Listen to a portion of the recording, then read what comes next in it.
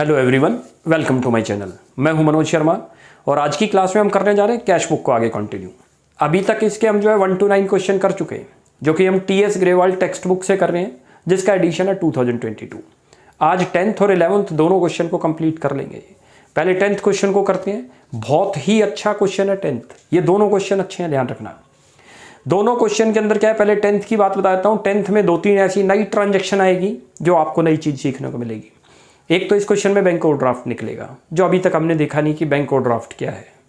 Number 2, कुछ discount से relevant item भी आएंगी और साथ में जो है इसमें गुड्स लॉस्ट इन ट्रांजिट वाला भी पॉइंट है। तो जरा क्वेश्चन को स्टार्ट करते हैं, तब आपको समझ आएगा। तो एक बार लिखा, write the following transaction in the cash book of premium store Kolkata. Proprietor दे रखा है अमृत कुमार। फर्स्ट ट्रांजैक्शन आ रही है, बड़े ध्यान से समझना है। 2022 जनवरी 1 कहता है कमेंस बिजनेस विद कैश ₹50,000। अभी तक ऐसा क्वेश्चन नहीं आया था जिसके अंदर स्टार्टिंग के अंदर जो है कैपिटल से स्टार्ट करता है। ज़्यादातर बैलेंस बीडी वाले आ रहे थे। इसमें नया पॉइंट आया कि उसने बिजनेस स्टार्ट करा। क्या करेंगे, यहाँ पर डेट डाल दो और 2 वर्ड लिख दो, कैपिटल, छुट्टी। ये लो जी, उसने बिजनेस स्टार्ट करा है, कितने अमाउंट से की है, कैश कॉलम में लिख देंगे। बैंक से करेगा तो बैंक कॉलम में कर देंगे। अब जरा सेकंड ट्रांजैक्शन को देखते हैं। हर ट्रांजैक्शन को मैं पूरी कोशिश है, आपको पूरा सॉल्यूशन तो हो ही जाएगा हमारा 10th, इसके बाद 11th भी हो जाएगा, लेकिन एक एक ट्रांजैक्शन को बड़े ध्यान से करते चलेंगे और उसको समझ के करेंगे। तो जरा सेकंड ट्रांजैक्शन देखते हैं, मैं रीड करता हूं। सेकंड ट्रांजैक्शन आ रही है, open bank account and deposited cash in bank. Open bank account and deposited cash in bank ₹20,000।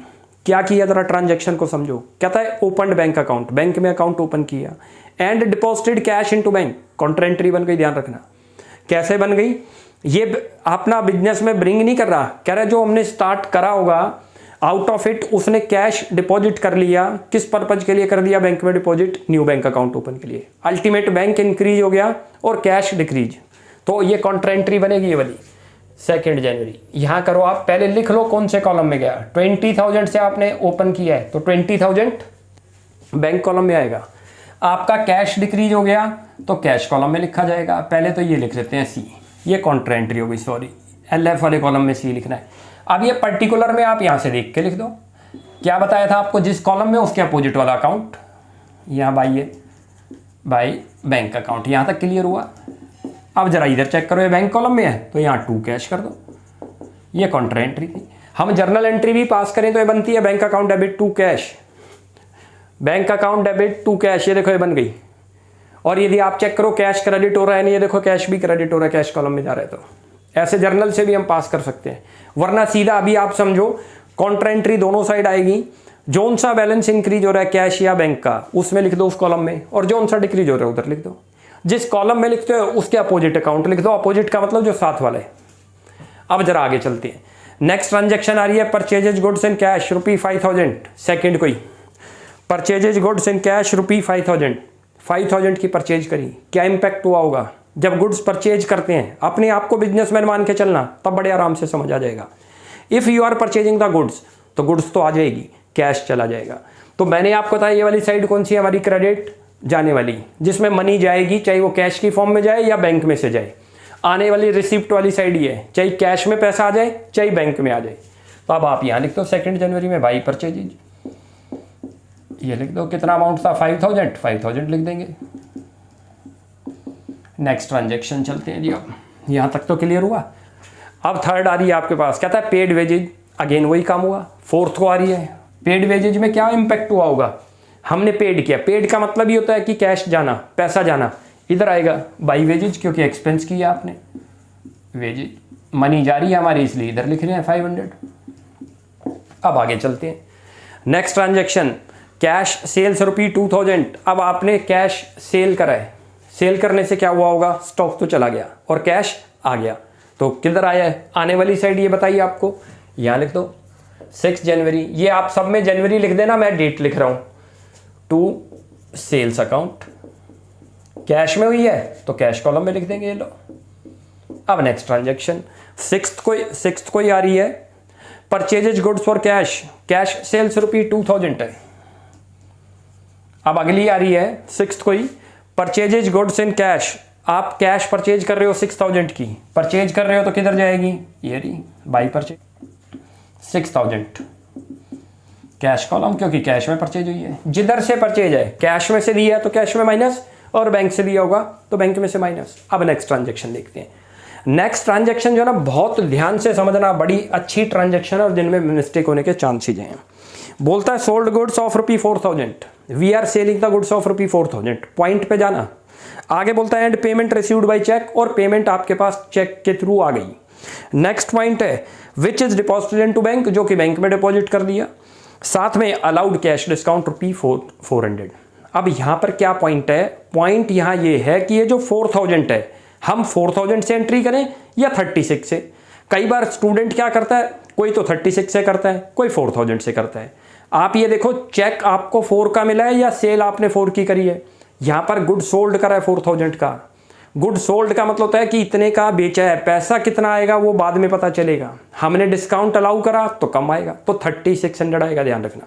4,000 कभी नहीं लेंगे जब तक क्वेश्चन में ये ना लिखा हो good sold and check received ₹4,000। तब होता है कि आपको चेक आ गया, यानी कि सेल आपने और भी ज़्यादा की करी थी। यहाँ तो क्लियर बता रखा है गुड सोल्ड ₹4,000, हमने गुड सोल्ड किया 4 का, सेल किया चेक नहीं, and received cheque and that amount deposited into bank and allowed him discount ₹400। तो यहाँ पॉइंट ये क्लियर हुआ कि इस 4,000 में डिस्काउंट इन्वॉल्व है, आपको माइनस करना है। कुछ क्वेश्चनों में इन्वॉल्व नहीं होता, वहां पर स्टेटमेंट बता रहा हूं कौन सी आएगी। वहां लिखा होगा गुड सोल्ड नहीं लिखा होगा, वहां लिखा होगा check received ₹4,000 for good sold, यानी कि क्लियर बता दिया चेक की 4,000 का आ गया, एंड अलाउड हिम डिस्काउंट 400। तो वो 400 एक्स्ट्रा है, वहां पर 4400 की सेल हुई है। लेकिन इस क्वेश्चन में कितने की है? 4 की सेल करी। अब ये चेक करो, डिस्काउंट अलाउड है तो लेस अमाउंट आएगा, 2 सेल्स करो। बहुत अच्छा पॉइंट था ये, 2 सेल्स। और कौन से कॉलम में लिख देंगे? Bank column. अब जो एंट्री 400 की यहाँ नहीं आई, वो आपको वर्किंग में दिखानी है, मैंने आपको बताया था। वर्किंग नोट पे चलते हैं। ये वर्किंग नोट रहे, मैं बिना फॉर्मेट के कर रहा हूँ जर्नल एंट्रियाँ वर्किंग नोट में, आपको विद फॉर्मेट करनी है जर्नल। ये लो जी, मैं डेट डाल देता हूँ, ये 10 जनवरी वाली में कर रहे हैं हम। इसके अंदर लिखी जाएगी, अब जब आपने डिस्काउंट अलाउड करा तो यहाँ पर एंट्री लिखो डिस्काउंट अलाउड, पूरा आप लिख लेना, मैं क्योंकि स्पेस छोटा है इसलिए थोड़ा लिख रहे हैं। और 2 करो यहाँ सेल्स, ये इसकी जर्नल एंट्री बनेगी 400। अगली चलते हैं नेक्स्ट। 10th के बाद आ रही है, दोबारा 10th को ही आ रही है, received advance from Amit by cheque. Amit से एक चेक आपके पास एडवांस आ गया, किसी भी वे में आया होगा, उसने कोई वर्क कराना होगा, तो अल्टीमेट हमारे पास क्या आया है? आया है रिसीव्ड, क्लियर ही वर्ड लिखा हुआ है, रिसीव्ड बाय अमित, अमित के थ्रू आया है, और एडवांस आया है। डेट क्या थी इसकी? 10th। 2 करो जी यहाँ, एडवांस बाय अमित, ऐसे लिख लो। अमित कितना अमाउंट आया है? आपको एक नया पॉइंट और बता देते हैं कि जो है ना, जब कभी भी जैसे लिखा हुआ है इसके अंदर कि आपको चेक आया, लेकिन ये नहीं पता कि वो डिपॉजिट हुआ या नहीं, तो एक जो ना नीचे भी आपको ट्रांजैक्शन में देखना चाहिए, कहीं अमित के चेक के बारे में कोई इन्फॉर्मेशन तो नहीं है। यदि इन्फॉर्मेशन है कि वो अदर डे में डिपॉजिट कर रहे हैं तो उस दिन ये इसमें नहीं आएगा, जर्नल एंट्री में पास हो जाएगा, cheque in hand account debit to, जिससे भी आया। अब जरा अगली एंट्री करते हैं। 10th के बाद अगली आ रही है paid to Bhaskar received discount. अब पेड आ रहा है, पेड कर रहे हैं भास्कर को, तो यहां पर लिखो आप भास्कर। अब इसमें वही पॉइंट आ गया जो अभी एक 10th वाली में आया था, वो समझाता हूं। ये देखो क्या था, वहां पर गुड सोल्ड कर रहे थे 10th वाली में, अच्छी तरह नोटिस करना, वहां चेक रिसीव्ड नहीं कर रहे थे। लेकिन इसमें क्या आ रहा है? पेड कर रहे हैं, पेड टू भास्कर। हम भास्कर को जो है पेड कर रहे हैं, कितना अमाउंट? 28 का मतलब इतना तो कैश चला गया, इसमें डिस्काउंट इन्वॉल्व नहीं है, एंड डिस्काउंट रिसीव 200। तो आप यहां पर लिखो भाई भास्कर, भास्कर अकाउंट 2800, और जो एंट्री आपकी यहां नहीं आई 200 का डिस्काउंट अलाउड उसके थ्रू हुआ है, वो एंट्री आपकी उधर पहुंच जाएगी जर्नल में। यहां ले जाओ जर्नल में। कौन सी डेट है ये? 15 जनवरी। ये लो 15 जनवरी की। ये ऐसे बॉक्सेज बना लो जो आपको पता चलते रहे। एक एंट्री ये हो गई हमारी, एक एंट्री सेकंड ये हो रही है। इसके अंदर लिखो अब आप डिस्काउंट रिसीव्ड है, तो भास्कर हमारा क्रेडिटर था, भास्कर डेबिट, और टू डिस्काउंट रिसीव्ड 200। ये चीज क्लियर हो गई यहां तक तो कोई दिक्कत नहीं है। अब नेक्स्ट ट्रांजैक्शन पे चलते हैं जी। नेक्स्ट ट्रांजेक्शन आपके पास आ रही है 18 को, परचेजेज गुड्स फ्रॉम कंचन, कंचन से परचेजेज किया। अब आपने गुड्स परचेजेज फ्रॉम कंचन किधर आएगी, सोचे तो परचेज करते हैं तो क्या होगा, कैश जाएगा, इधर आनी चाहिए, लेकिन ये क्रेडिट ट्रांजेक्शन है, कैसे पता चली, नेम आ गया। लिखा रहा है परचेजेज गुड्स फ्रॉम कंचन रुपी 10,000, 18 को पेड नहीं कर रहे, कैश में परचेज नहीं कर रहे, तो कैश बुक में आनी नहीं। कैश बुक में कौन सी ट्रांजेक्शन आएगी, जो कैश से बिलोंग करती है या चेक से बिलोंग करती है। नॉन कैश आइटम कोई भी नहीं आएगी। अब आप परचेजेज कर रहे हो कंचन से, तो यहाँ पर एंट्री पास हो जाएगी, लिख दो 18 जनवरी। ये मैं स्पेस छोटा है इसलिए थोड़ा सा यहाँ लिख रहा हूँ बस आपको, यहाँ लिख दो परचेजेज अकाउंट डेबिट और टू कंचन कर दो 10,000। यहाँ तक क्लियर हुआ। ये डेबिट ना लिखा हो तो आप देख लेना थोड़ा सा।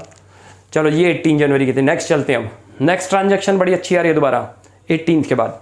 कहता है 20th को गुड्स ऑफ रुपी 10,000 की गुड्स जो है वर डिस्ट्रॉय ड्यूरिंग ट्रांसपोर्टेशन। ट्रांसपोर्टेशन के अंदर क्या हो गई, डिस्ट्रॉय हो गई।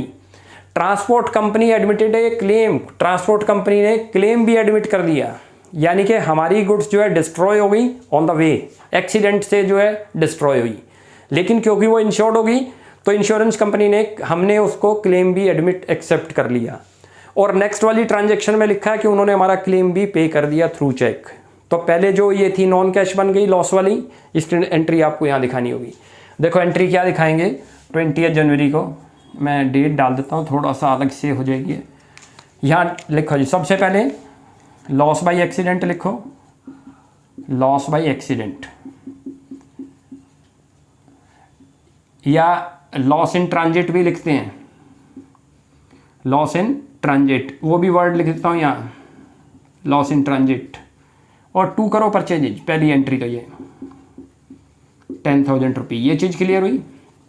ये वो है जो गुड्स लॉस हो गई। डेबिट क्यों किया, क्योंकि लॉस था। हमारी स्टॉक क्या हो रही है, डिक्रीज हो रही है, क्योंकि डैमेज हो गई तो कम हो गई, क्रेडिट कर दिया।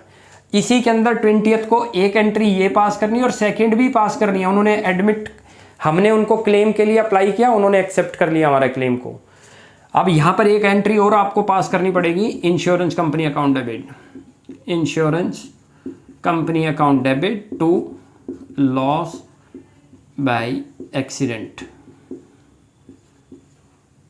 कितना 10,000, ये लिख दो। ये एंट्री तो एक बन गई। इनकी मैं नरेशन नहीं लिख रहा, आप नरेशन लिख लेना। यहाँ हमारे पास स्पेस थोड़ा है, लेकिन एंट्री हाथ के आप समझ आएगी इसलिए करनी है। लेकिन आपने वहाँ कैसे एग्जाम में करनी है, पहले कैश बुक का फॉर्मेट बनाओगे, उसके नीचे जब एंड होगा तब वहाँ वर्किंग नोट्स डाल के ऐसे एंट्री जर्नल एंट्री के फॉर्मेट में करनी है आपने। अब आगे चलते हैं। अब अगली ट्रांजैक्शन जो आ रही है 27 की, उसमें क्लियर मेंशन है कि received cheque from transport company से चेक आ गया। अब 27 को एंट्री दिखा दो। देखो हमारा डैमेज हुआ था, हमने क्लेम जो है उसके अगेंस्ट जो है एडमिट कर दिया, क्लेम फाइल कर दिया। क्लेम फाइल का मतलब होता है कि जैसे हमारी इंश्योरेंस थी, इंश्योर्ड थी चीज़, जैसे ही वो डैमेज होगी हम इंश्योरेंस कंपनी को इंटीमेशन करेंगे, दैट इज कॉल्ड कि क्लेम अप्लाई कर दिया हमने। कुछ दिन के बाद हमारा जो क्लेम था वो एक्सेप्ट हो गया, कंपनी से चेक आ गया जो 27 में लिखा हुआ है, cheque received from insurance company rupee 10,000। तो पैसे आ गए, इधर दिखाएंगे 27 यहाँ लिख दो टू इंश्योरेंस कंपनी। यहाँ तक क्लियर हो रहा है, इंश्योरेंस कंपनी 10,000। चेक आया है तो बैंक कॉलम में लिख दो, छुट्टी। जोन से कॉलम से आया होगा उस कॉलम में लिखेंगे, कैश आया होगा तो कैश में, बैंक के थ्रू आया है तो बैंक कॉलम के अंदर। यहाँ तक क्लियर हो रहा है। आगे चलते हैं। अब अगली ट्रांजैक्शन आ रही है आपकी, अगली ट्रांजैक्शन आपकी आ रही है विड्रू फ्रॉम बैंक। अब तो आपके बड़े आसान ट्रांजैक्शन हो गई। विड्रू फ्रॉम बैंक, कोई पर्पज नहीं है, that is the Contra entry. मैंने आपको बताया कॉन्ट्रा एंट्री कब पास करते हैं, कैश पेड इनटू बैंक, ये स्टेटमेंट हो, या आ जाए विड्रू फ्रॉम बैंक, ये स्टेटमेंट हो, तो इसमें कॉन्ट्रा एंट्री पास होगी। कितने अमाउंट की है, 5,000 रुपी। 28 को दोनों साइड पोस्ट होगी, याद रखना ये एंट्री। अब क्या लिखेंगे पहले सोचते हैं, आप विड्रू कर रहे हो या डिपॉजिट, विड्रू फ्रॉम बैंक, तो कैश आ रहा है तो कैश कॉलम में लिखो 5,000, पहले कॉलम में लिख दिया करो, फिर गलती नहीं होगी इधर आपकी। और हाथ के हाथ ये इधर भी लिखो बैंक कॉलम में, क्योंकि बैंक बैलेंस आपका क्या हो गया, डिक्रीज। यहाँ तक क्लियर। अब पर्टिकुलर में कैसे लिखते हो समझ लो, कौन से कॉलम में लिखा था बैंक, तो ये कौन सा है, कैश अकाउंट, ये लिख दो, कभी भी मिस्टेक नहीं होगी, याद रखना। ये कौन से कॉलम में है, कैश, अपोजिट कौन सा है, टू बैंक कर दो, यदि उस पे जाना है कि इसकी जर्नल एंट्री क्या बनती है तो जर्नल से पास करो, cash account debit to bank, वही हुआ है। अब आगे चलते हैं जी। अगली ट्रांजैक्शन आ रही है issued cheque as advance to grand machines. Grand machines को आपने जो है 50,000 रुपये एडवांस कर दिए, दे दिए। इशूड चेक, चेक का मतलब इशू का मतलब होता है देना। हमने चेक इशू कर दिया as advance to grand machines, grand machines को दे दिया। यहाँ पर एंट्री पास कर दो, अरे तो इधर लिखी जाएगी by advance to grand machine, ऐसे लिख दो। ग्रैंड मशीन्स कोई नेम होगा फर्म का, कितना अमाउंट है 50,000। अब ये हमारी यहाँ तक सारी ट्रांजैक्शन कंप्लीट हो गई जो आई थी। अब इनकी चेक करते हैं कि इनमें से कौन कौन सी जो है कितना बैलेंस निकलता है, वो यहाँ लिखते हैं। देखो अब ये जनवरी है तो 31 जनवरी कर दो बाई बैलेंस CD। मैं डिफरेंट कलर से लिख रहा हूँ जो कि आपको और क्लियर होगा। ये निकालना तो है अब हमें। ये कैसे निकलेगा, इधर का टोटल करो, इधर का टोटल बना 57,000, आपको दिख ही रही है 57, और 57 में से ये सारा का सारा टोटल आप माइनस कर दो। ये माइनस करते हो तो आपका जो टोटल आ जाएगा वो 22,700 आ जाएगा। 22,700 यहाँ तक क्लियर हो गया। इसको चेक भी कर सकते हैं हम। यहाँ मैंने आपको लॉजिक भी बताया था कैसे चेक करते हैं। ये देखो, ये टोटल रिसिप्ट थी 57 और टोटल ये पेमेंट है हमारी। ये देखो, ये टोटल रिसिप्ट 57 मैं यहीं करके दिखाता हूँ, और ये टोटल पेमेंट है। यदि हम टोटल पेमेंट की बात करें तो 31 के बाद 33, 34,300 हो गई। 34,300 आप इसमें से माइनस करोगे 34,300 तो 7 तो आपका एक बन गया, ये रहा, इसमें से माइनस कर दें, और उसके बाद 6 में से 4 माइनस करें तो 2 और 2, ये देखो 227 आ गया। ये कैसे लिखते हैं ये बताने के लिए, इधर का टोटल करना कैश का, इधर कैश का माइनस कर दो। इधर का वाले को क्या बोलते हैं रिसिप्ट, ये लिख दी 57। इधर सारे का टोटल पेमेंट का कितना बना, इतना, तो पेमेंट कम हुई है, उधर जो वो बच गया बैलेंस उसको क्या बोलते हैं हम, बैलेंस CD मतलब कैरी डाउन। अब जरा यहाँ चेक करते हैं कि यहाँ कितना है। बैंक में आपको हमेशा नोटिस रखना है कि थोड़ी सी निगाह रखनी है, डायरेक्ट आपको क्वेश्चन नहीं करना बैंक का, क्योंकि बैंक के अंदर क्या होता है ओवरड्राफ्ट भी बन सकता है। इसमें देखो इधर का बनता है 55, इधर कम बन रहा है, आप चेक करो। तो अल्टीमेट जिधर का ज़्यादा होगा वो लिखा जाता है दोनों जगह। बैंक के दोनों बैलेंस निकल सकते हैं, क्रेडिट साइड भी निकल सकता है और डेबिट भी। इस क्वेश्चन में डेबिट साइड निकल रहा है, उसको बोलते हैं बैंक ओवरड्राफ्ट। अब जरा यहाँ का टोटल करते हैं। ये देखो यहाँ तो निकला ही नहीं, इसका टोटल आया आपका 55, ये लिख दो, क्योंकि इधर का टोटल कम है डेबिट साइड का, क्रेडिट साइड का ज़्यादा हो गया, तो इसको बोलते हैं बैंक ओवरड्राफ्ट। वो यहाँ निकलेगा आपका 31 टू बैलेंस CD,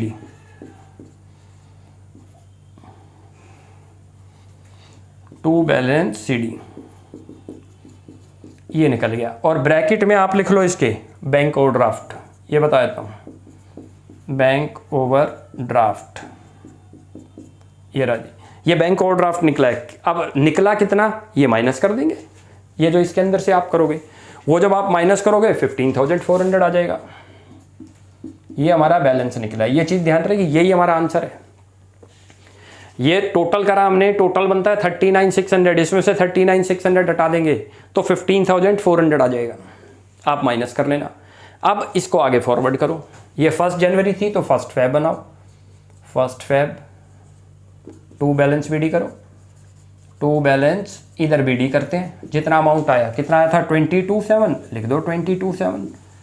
ये वाला बैलेंस आपको इधर करना होगा। एक बैलेंस हमारा इधर क्रेडिट आ रहा है बाई बैलेंस BD, कितना आ रहा है 15,400। आ गया समझ? यही हमारा BO बना था बैंक ओवरड्राफ्ट, जो मैंने यहाँ दिखा दिया आपको करके। कभी भी उधर आ जाए बैंक का बैलेंस BD तो उसको क्या बोलते हैं हम, बैंक ओवरड्राफ्ट। यहाँ तक क्लियर हुआ? बड़ा अच्छा क्वेश्चन था ये। इसके अंदर 3-4 नए पॉइंट थे। एक तो बैंक ओवरड्राफ्ट का ही आ गया, एक ये सेल्स के अंदर जो डिस्काउंट था, ये वाला पॉइंट भी अच्छा था, याद रखना। इसके अंदर एक इंश्योरेंस कंपनी की एंट्री आ रही है, काफ़ी अच्छे पॉइंट थे इसके अंदर।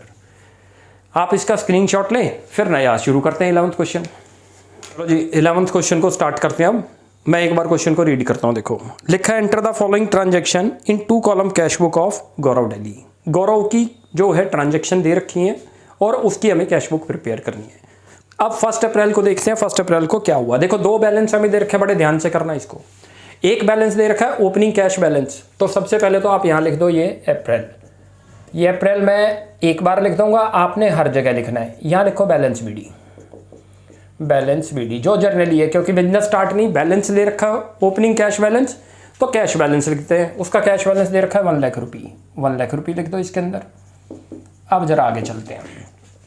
अगली इसी के अंदर लिखा है opening balance of bank overdraft, opening balance of bank overdraft. Point पे जाना, इधर नहीं आएगा बैंक ओवरड्राफ्ट, इधर बैंक का फेवरेबल बैलेंस है। यदि बैंक का नेगेटिव बैलेंस हो जाए, जिसको हम ओवरड्राफ्ट बोलते हैं, वो इधर लिखते हैं। तो बहुत ध्यान से देखना इसके अंदर। ये मैं अप्रैल लिख रहा हूँ फर्स्ट, और यहाँ लिख दो by balance BD, bank column, जो आपको दे रखा है शुरू में 5 लाख रुपये यहाँ से, यानी कि 5 लाख रुपये का ओवरड्रॉन चल रहा है, ओवरड्राफ्ट है। अब अगली ट्रांजैक्शन पढ़ते हैं और बड़े ध्यान से चलते चलेंगे, आराम से समझ आएगी आपको। 2 अप्रैल को आ रही है सोल्ड गुड्स। हमने सोल्ड गुड्स करा 3,48,000 का। क्या इम्पैक्ट हुआ सोच के करो। सेल कर रहे हो, कैश में सेल हो रही है क्योंकि नेम मेंशन नहीं है। मनी आ रही है, इधर लिख देंगे 2 सेल्स। ये लो, कितना आसान है, कोई मुश्किल नहीं होगी। कैश बुक बहुत आराम से होती चली जाएगी आपकी। 3,48,000 लिख दो, 3,48,000। अब नेक्स्ट ट्रांजेक्शन पे चलते हैं। नेक्स्ट ट्रांजेक्शन जो आ रही है, sold goods against cheque and paid into bank on the same day. Sales करी, पहले वाली तो आपने कैश में सेल थी क्योंकि उसके आगे कुछ नहीं लिखा था। इसके अंदर सोल्ड गुड्स करा है अगेंस्ट चेक, चेक के थ्रू आपने सेल करी है, और वो वाला चेक आपने सेम डे डिपॉजिट कर दिया। तो यहाँ डायरेक्ट लिखा जाएगा 2 सेल्स। दोनों में ही सेल्स है, क्योंकि ये वाली कैश में सेल्स थी, वो चेक के थ्रू सेल, बैंक के थ्रू सेल है, तो बैंक में लिख देंगे उसके 3,36,000। अब नेक्स्ट ट्रांजैक्शन पे है। दोनों में कोई डिफरेंस नहीं था, एक में कैश सेल्स थी और एक में चेक के थ्रू सेल्स थी। तो चेक के थ्रू थी तो वो क्योंकि सेम डे डिपॉजिट हो गया तो इधर लिख देंगे। अच्छा, एक पॉइंट आपको इसमें और बताना था हमने कि जो है, जब कभी भी कोई चेक आपके पास रिसीव्ड हो, पेमेंट के टाइम पर नहीं, चेक रिसीव्ड है, और यदि उसके बारे में ये लिखा ना हो कि वो सेम डे डिपॉजिट हुआ, तब आपने क्या करना है, नीचे जो और ट्रांजैक्शन है उनमें देखना है कि कहीं उस चेक के बारे में कोई इन्फॉर्मेशन तो नहीं है, क्योंकि फिर वो चेक उस दिन बैंक में डिपॉजिट नहीं होगा, उसको चेक इन हैंड मानना पड़ेगा। ये हमेशा याद रखना। और लेट करो कोई इन्फॉर्मेशन नहीं है, सीधा लिखा हुआ है कि आपके पास चेक आया, और ये नहीं लिखा कि वो डिपॉजिट हुआ या नहीं, लेकिन नीचे भी कोई इन्फॉर्मेशन नहीं है, तो हम एज्यूम करेंगे वो सेम डे डिपॉजिट हो गया, डायरेक्ट बैंक कॉलम में लिख देंगे। इस वाली ट्रांजैक्शन में तो क्लियर ही मेंशन था कि चेक आया on sale of goods and same day आपने उस चेक को डिपॉजिट कर दिया। अब नेक्स्ट चलते हैं। कहता है 5th को आ रही है, बड़े ध्यान से पढ़ते चलना उसको। Sold goods to Reema, Reema को सेल की, and payment received by cheque, और पेमेंट क्या आई हुई है, चेक के थ्रू आई हुई है 1 लाख रुपये की। अब जरा पॉइंट पे जाना, यहाँ ये नहीं लिखा कि डिपॉजिट हुआ या नहीं, तो हमें नीचे और पढ़ना है। तो इसी के नीचे देखो, जो आपने सेल करी अभी, रीमा को सेल करी है 5th को, 6th के अंदर लिखा है Reema cheque deposited into bank. इसका मतलब 5 अप्रैल को हमने वो चेक डिपॉजिट नहीं करा था जो रीमा को सेल करी थी। क्या मानना पड़ता है उसको, जब हम किसी को सेल करें और चेक हमारे पास कोई आ जाए और वो उस दिन डिपॉजिट ना हो, तो कैश बुक में रिकॉर्ड नहीं होगा, उसको उसकी जर्नल एंट्री पास होगी। यहाँ पर चले जाओ आप, ये जर्नल, और जर्नल में आपको दिखानी पड़ेगी। 5th की थी, यहाँ लिखो cheque in hand, cheque in hand to sales. ये चीज़ क्लियर है, 1 लाख रुपये। ये आप फॉर्मेट में करोगे, मैं विदाउट फॉर्मेट में कर रहा हूँ। ये वर्किंग्स में करते हैं, जो एंट्री ट्रांजैक्शन यहाँ पर नहीं आएगी वो कहाँ पर चली जाएगी, जर्नल में। ये वाली ट्रांजैक्शन यहाँ क्यों आई, क्योंकि ये वाला चेक उस दिन डिपॉजिट नहीं हो पाया था बैंक में, नेक्स्ट डे डिपॉजिट हुआ। इसीलिए मैं कह रहा हूँ, जब भी चेक आए और उसके आगे ये ना लिखा हो कि वो सेम डे डिपॉजिट हुआ या नहीं, तो आपको उसके नीचे की ट्रांजैक्शन को पढ़ना है कि कहीं उसी चेक के बारे में कोई इन्फॉर्मेशन तो नहीं है। जैसे नेक्स्ट डे ही आ गया कि Reema's check deposited into bank, तो अब हमें ये पता चल गया 5 अप्रैल को हमने रीमा का चेक डिपॉजिट नहीं करा था, तो ये हमने लिख दिया। तो उसकी एंट्री फिर आपको जर्नल में दिखानी होगी। और आप कैसे दिखाओगे, ये कैश बुक का फॉर्मेट, इसके नीचे जब एंड होगा वहाँ वर्किंग नोट्स डाल दो, जर्नल एंट्री का फॉर्मेट बनाओ, आपको जर्नल एंट्री के फॉर्मेट में दिखानी है। हम बिना जर्नल के आपको समझा रहे हैं बस, क्योंकि हमारे पास स्पेस थोड़ा है, तो इसलिए हम क्या करते हैं, खाली जर्नल एंट्री लिखते हैं, आप इसको फॉर्मेट में कर देना। चलो जी, नेक्स्ट ट्रांजैक्शन आ रही है 6th को, एक और आ रही है अब, Ram paid by cheque and discount allowed, Ram paid by cheque and discount allowed. और पहले तो इसकी बात करो जी, राम से जो चेक आया, एक तो ये वाली थी पहले राम के चेक की बात है, तो 2 राम करो आप, राम्स अकाउंट। कितना अमाउंट आ रहा है 78,000, वो लिख दो 78। अच्छा 2,000 का डिस्काउंट अलाउड किया हमने, कैश बुक में तो आना नहीं, वो यहाँ पर चला जाएगा 6th पे, क्या आ जाएगा क्योंकि वो लॉस है हमारे लिए, तो डिस्काउंट अलाउड लिख दो यहाँ पर, और 2 राम। कितना अमाउंट है 2,000। आप ये जर्नल के फॉर्मेट में करोगे प्रॉपर से, मैं अभी ऐसे ही कर रहा हूँ। इसी 6th के अंदर लिखी आ रही है Reema cheque deposited into bank, जो 1 लाख रुपए का चेक आया था, जो हमने यहाँ एंट्री पास कर दी थी, याद करो। अब वो 6th को कह रहा है कि वो चेक जो है क्या कर दिया हमने, बैंक में डिपॉजिट कर दिया। अब बैंक के अंदर इंक्रीज करेंगे 1 लाख रुपए, ये लो, और यहाँ लिख दो आप 2 चेक इन हैंड। ये अच्छी तरह से एंट्री समझ लेना, बहुत अच्छी एंट्री है, cheque in hand account debit, date डाल दो 6th। ये चीज़ क्लियर है।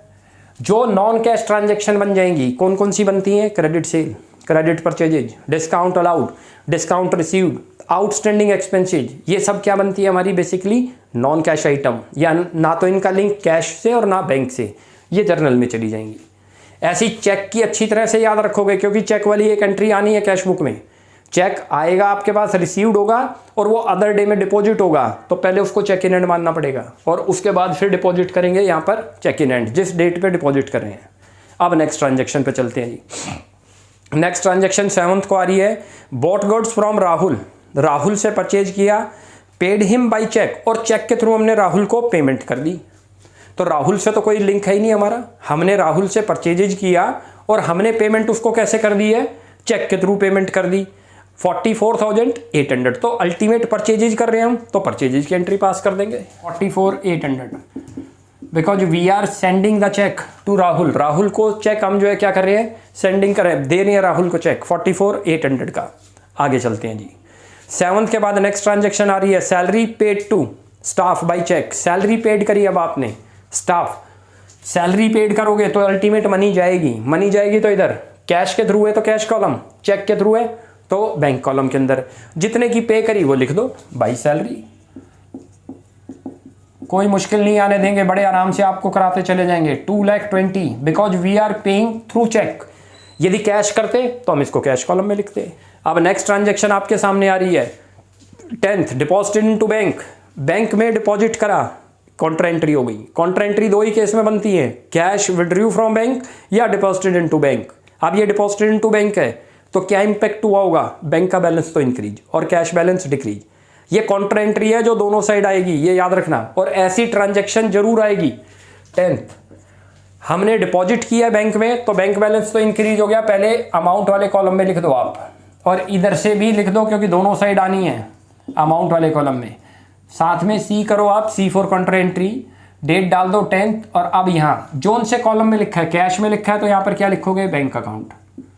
ये चीज़ याद रखो, इधर क्या लिखा है बैंक में लिखा है तो क्या लिखेंगे पर्टिकुलर में टू कैश। ऐसे याद रख लो, कभी भी मिस्टेक नहीं होगी, वरना इसकी कॉन्सेप्ट पे चले तो डिपॉजिट कर रहे हैं तो bank account debit to cash, हम जर्नल एंट्री बनाए तो bank account debit to cash. लेकिन ये लेजर से थोड़ा सा एडवांस स्टेज है, अभी ऐसे समझ लो तब बड़े आराम से क्वेश्चन हो जाएंगे। अब जरा नेक्स्ट चलते हैं, इनमें आप ऐसे डॉट डाल दो जो गलती ना हो। नेक्स्ट आ रही है, received a cheque from Suresh and paid into bank, clear mention है इसमें, एंड डिस्काउंट अलाउड।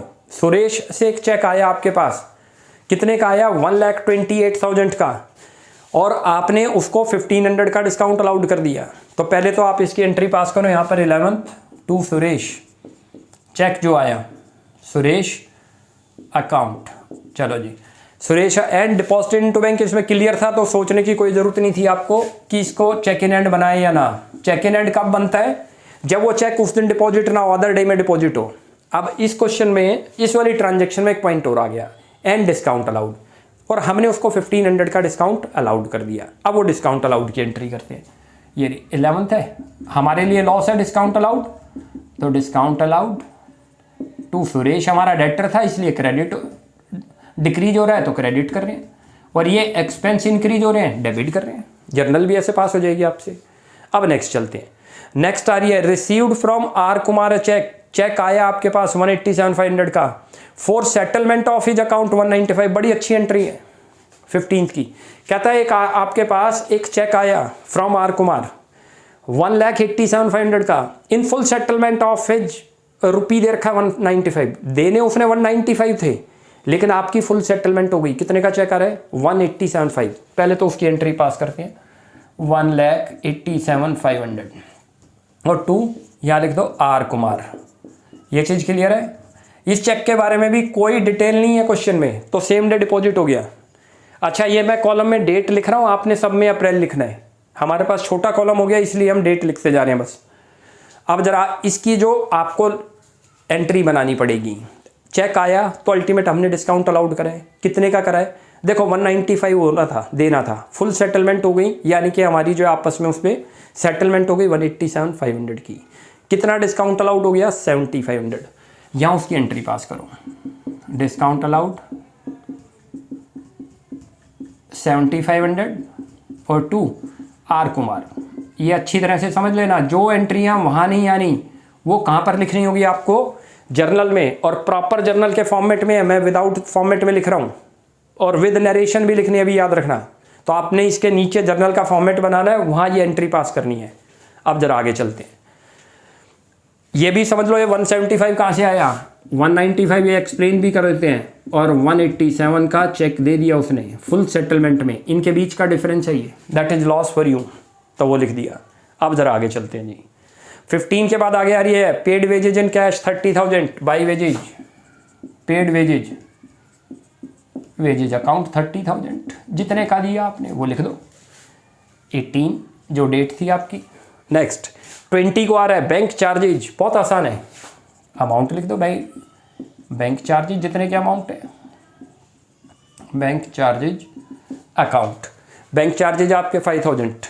अब जरा अगली ट्रांजैक्शन अच्छी तरह से देखना, वैसे तो इजी ट्रांजैक्शन आपने कर रखी है। नेक्स्ट आ रही है withdrew from bank 1 lakh rupee, withdrew from bank 1 lakh rupee. 1 lakh rupee हमने जो है विड्रू किया 22 अप्रैल को, कॉन्ट्रा एंट्री पास होगी। कैश तो आ गया, बैंक बैलेंस डिक्रीज हो गया 22। पहले तो 1 लाख रुपये मैं यहाँ लिखता हूँ, देखो आपको समझ आ जाए, और इधर 1 लाख बैंक में लिखो हाथ के हाथ, क्योंकि बैंक डिक्रीज हुआ और कैश इंक्रीज हुआ। ये समझ आया क्यों? क्योंकि लिखा हुआ है विड्रू फ्रॉम बैंक, मीनिंग है बैंक से पैसा निकाल लिया, तो बैंक बैलेंस तो डिक्रीज हो गया।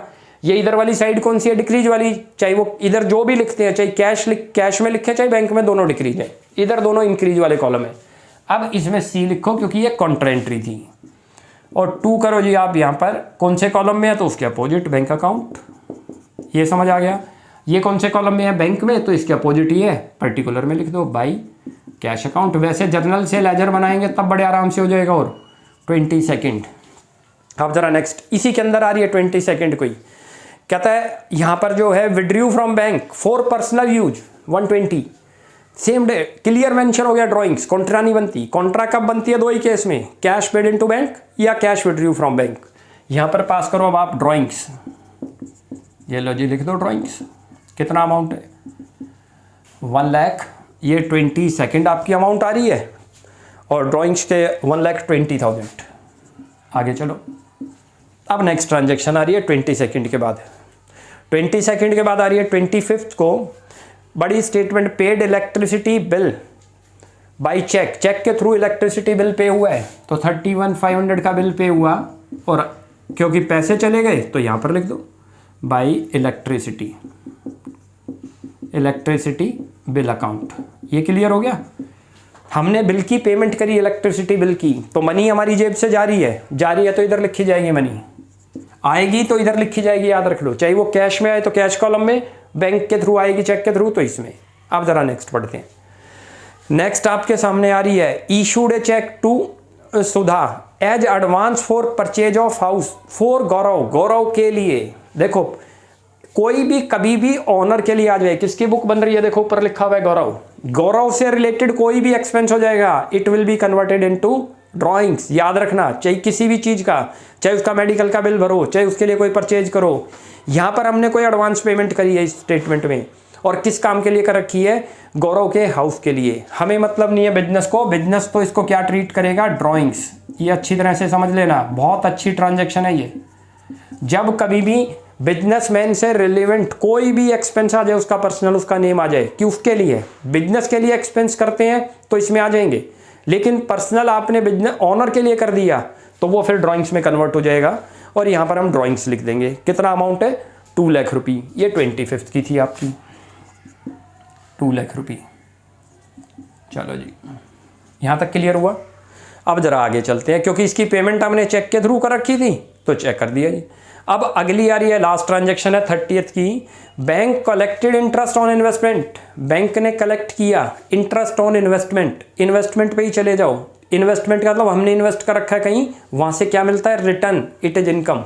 तो यहाँ पर आ जाएगी वो 30th को। 2 लिख दो यहाँ पर interest on investment, interest on investment account, ऐसे लिख देंगे। और बैंक के थ्रू आई है तो बैंक कॉलम के अंदर उसको लिख देंगे। कितना अमाउंट है? 15,000। चलो जी, यहाँ तक क्लियर हो गया। अब जरा आगे चलते हैं। चलो जी, अब इधर का टोटल करते हैं। अब इधर का जब हम टोटल करते हैं तो टोटल की बात करते हैं। टोटल कितना बना? इधर का टोटल बनता है 5,48,000। 5,48,000। अब ऐसे उधर का, पहले तो कैश का कॉलम की बात कर रहे हैं। जिधर का ज़्यादा है हमेशा कैश का इधर का ही ज़्यादा निकलेगा, उधर का कभी नहीं निकलेगा। उधर वैसे भी दिख रहा है 3,30,000। इधर का टोटल कितना बनता है? वैसे ही दिख रहा है 5,48,000। उधर कम आ रहा है तो वो बैलेंस सीडी। ये आपकी डेट डाल दो 30th बाई बैलेंस सीडी। ये तो क्लियर हुआ। एक तो कैश बैलेंस अभी हम निकालने लग रहे हैं, वो आपका आ गया 2,18,000। माइनस करोगे तो कहाँ से किया ये, अभी वो भी समझा देते हैं आपको। ये देखो, इधर का टोटल करो, कितना बन गया? 5,48,000। मैं यहाँ लिख देता हूँ टोटल रिसीव्ड 548। उसमें से माइनस कर दो जो आपने पेमेंट करी। पेमेंट आपने 330 की कर रखी है, देखो यानी इसमें से 330 माइनस करोगे तो जो बैलेंस आपके पास बचेगा 2 लाख, कितना बच गया? 18,000। वो बैलेंस क्या है हमारा? कैश बैलेंस, ये रहा 218। अब जरा बैंक की बात करते हैं। टोटल बनता है 12,21,300। 12,21,300। 12,21,300। ये चीज़ क्लियर हुई। ये टोटल की है 12,21,000। इधर का टोटल ज़्यादा है, वैसे ही दिख रहा है 5 और 2 7 8 9 9 और 2 11। यहाँ पर 11 नहीं बनता। इसका बैलेंस इधर आ रहा है तो यहाँ पर लिख दो। बैंक का बैलेंस दोनों जगह आ सकता है, क्रेडिट में भी डेबिट में भी। ये बैलेंस सीडी, डेट डाल दो 30। अब इसका जो बैलेंस सीडी इधर निकल के आ रहा है वो 76,300 आ रहा है। इसका भी वही तरीका है जो आपको बताया। इधर का टोटल करेंगे इतना बनेगा, इधर का कुछ टोटल बनोगे आएगा, ये माइनस करके आ जाएगा। जैसे हमने कैश का बैलेंस निकाला था, दोनों साइड के टोटल के डिफरेंस को करते हैं। अब इनको आगे फॉरवर्ड करते हैं। कैसे फॉरवर्ड करते हैं? देखो, ये बैलेंस शीट इधर है कैश का, तो पहले तो यहाँ लिखो अप्रैल का मंथ है तो मई करो, 1 मई। यहाँ करो टू बैलेंस बीडी। कैश का फेवरेबल बैलेंस निकला है। बैंक का इधर आएगा, यहाँ पर डेट डाल दो मई और 1 डाल दो। के साथ एक और चीज़ लिख दो, जो ये बैलेंस सीडी आपका आया है, यहाँ लिख दो आप बैंक ओवरड्राफ्ट, जो आपको थोड़ा क्लियर हो जाए। जब कभी भी इधर आएगा तो क्या चीज़ निकलती है? वो बैंक ओवरड्राफ्ट। ओवरड्राफ्ट का मतलब हो गया ओवरड्रॉन कर लिया। बैंक के दोनों बैलेंस निकल सकते हैं, फेवरेबल भी और अनफेवरेबल भी। अनफेवरेबल को ही ओवरड्राफ्ट बोलते हैं। तो बैंक का बैलेंस इधर आ रहा है हमारा, इसको बैंक ओवरड्राफ्ट। आज हमारा अब ये यहाँ तक कंप्लीट हो गया 11th तक। अब नेक्स्ट क्लास के अंदर इसी को आगे फिर कंटिन्यू करेंगे। इसके आज 2 क्वेश्चन हमने बड़े अच्छे कर लिए, एक 10th और एक 11th। इनके अंदर आपको कोई भी डाउट लगता है, लास्ट इन कमेंट सेक्शन। आपको हमारी वीडियो अच्छी लगती है तो प्लीज़ इसको लाइक एंड सब्सक्राइब करें। Thanks for watching my video.